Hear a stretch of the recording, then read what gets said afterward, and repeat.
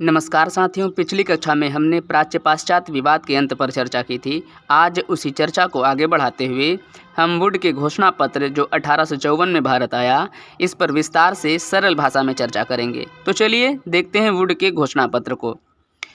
कई मायनों में वुड का घोषणा पत्र भारतीय शिक्षा के लिए एक मील का पत्थर साबित हुआ और इसलिए इसको हम भारतीय शिक्षा का मैग्ना कार्टा भी कहते हैं। किसको? वुड के घोषणा पत्र को। इसके जो अध्यक्ष थे वो चार्ल्स वुड थे, वो बोर्ड ऑफ कंट्रोल के प्रमुख भी थे। ठीक है, इसको कब लाया गया था? 19 जुलाई 1854 को। ठीक है, इसको हम दूसरे नाम से भी जानते हैं। दूसरा नाम क्या है? भारतीय शिक्षा का मैग्ना कार्टा। भारतीय शिक्षा का मैग्ना कार्टा किसको कहते हैं? वुड के घोषणा पत्र को ही कहते हैं। ठीक है, यह 100 अनुच्छेदों की एक लंबी बड़ी रिपोर्ट थी। ठीक है, चलिए अब हम आगे देखते हैं। हम बात करेंगे वुड के घोषणा पत्र की प्रमुख सिफारिशों की। तो पहली सिफारिश जो वुड के घोषणा पत्र में की गई थी वो ये थी कि निस्यंदन की नीति तुरंत बंद कर दी जाए। दूसरी, भारतीय शिक्षा का भार कंपनी के हाथों में दे दिया जाए। ठीक है, तीसरी जो सिफारिश थी वो ये थी कि शिक्षा का माध्यम भारतीय भाषाओं और अंग्रेजी भाषाओं दोनों को बनाया जाए, है ना, दोनों का मिला हुआ रूप होना चाहिए।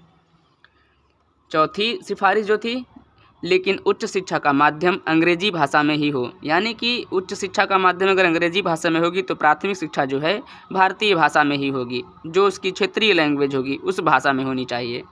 पाँचवीं सिफारिश, शिक्षा के क्षेत्र में शैक्षिक संरचना प्राथमिक, मिडिल, हाई स्कूल और विश्वविद्यालय बनाई जाए। पहले प्राथमिक, फिर मिडिल, फिर हाई स्कूल, फिर विश्वविद्यालय बनाई जाए। ठीक। छठी, एक जन शिक्षा विभाग की स्थापना की जाए जिसका सर्वोच्च अधिकारी जन शिक्षा संचालक या निर्देशक होगा, है ना, जो इनकी जांच करेगा, इनको देखेगा, परखेगा कैसी क्या व्यवस्था चल रही है, कैसी नहीं चल रही है ना, नियम अनुशासन बनाए रखेगा।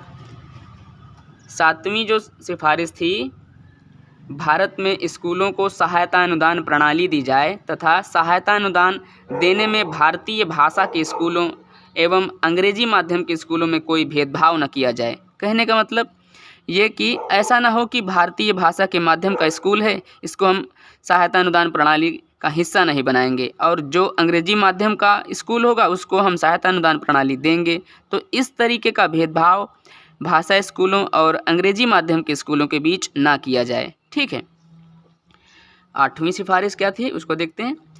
शिक्षा में व्यावसायिक शिक्षा समाहित की जाए। शिक्षा में व्यावसायिक शिक्षा समाहित की जाए मतलब केवल पढ़ाई लिखाई ही तक बिल्कुल सीमित ना रखा जाए, बल्कि व्यावसायिक शिक्षा पर भी ध्यान दिया जाए। ठीक। 9वां पॉइंट, लंदन विश्वविद्यालय को आदर्श मानकर कलकत्ता, बम्बई में विश्वविद्यालय खोले जाएं। लंदन विश्वविद्यालय को आदर्श मानकर, ठीक है, कलकत्ता और बम्बई में विश्वविद्यालय खोले जाएं। ठीक। आगे देखते हैं।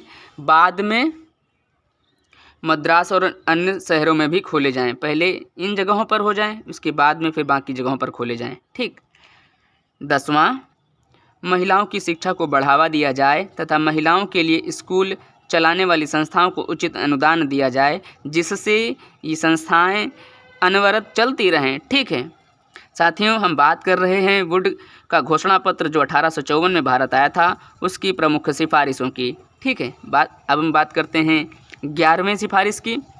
कंपनी धीरे धीरे अपने खर्चे को शिक्षा पर कम करे और सरकारी स्कूलों को धीरे धीरे या तो अनुदान प्रणाली पर लाया जाए या फिर उन्हें बंद कर दिया जाए या स्थानीय निकायों को दे दिया जाए। कहने का मतलब कंपनी जो है अपने खर्चों को शिक्षा पर कम करे, सरकारी स्कूलों को धीरे धीरे अनुदान प्रणाली पर लाया जाए, है ना, या उनको फिर स्थानीय निकायों पर सौंप दो। जो छोटे स्कूल हैं वो स्थानीय निकाय जो होंगे, जो स्थानीय जो संस्थाएं होंगी वो इनको चलाएंगी, वो इनके कार्यभार का वहन करेंगी। ठीक। 12वां, धार्मिक शिक्षा के लिए किसी को मजबूर ना किया जाए। धार्मिक शिक्षा के लिए किसी को मजबूर ना किया जाए कि तुमको केवल यही धर्म की शिक्षा को ग्रहण करना है ना। फिर भी कंपनी के स्कूलों में बाइबल की पुस्तक जरूर रखी जाए। जो कंपनी के स्कूल होंगे उनमें जो विदेशी कंपनियां थी, है ना, फॉरेनर। 13वां, शिक्षकों के लिए गुणवत्तापूर्ण प्रशिक्षण की व्यवस्था की जाए और उनका प्रशिक्षण इंग्लैंड में बने मॉडल या नॉर्मल स्कूलों के तर्ज पर किया जाए। ठीक। बात करते हैं इसके 14वें पॉइंट की, मुसलमानों की शिक्षा के लिए विशेष प्रयास किए जाएं। मुसलमानों की शिक्षा के लिए विशेष प्रयास किए जाएं और यहीं से शुरू होता है फूट डालो राज करो की नीति। ठीक, समझ रहे हो, यहीं से फूट डालो राज करो की नीति भी यहीं से आरंभ होती है। वुड जो घोषणा पत्र को अगर संक्षिप्त और सरल भाषा में कहें तो इसको हम इस प्रकार कह सकते हैं, इसके निष्कर्ष को हम सीधे सीधे कहें तो हम इसके निष्कर्ष को इस प्रकार कहेंगे कि 1853 में ब्रिटिश संसद ने भारत सरकार के पास एक शिक्षा संबंधी योजना भेजी। यह योजना चार्ल्स वुड की थी। 1853 में ब्रिटिश संसद ने, ठीक है, भारत सरकार के पास एक शिक्षा संबंधी योजना भेजी थी।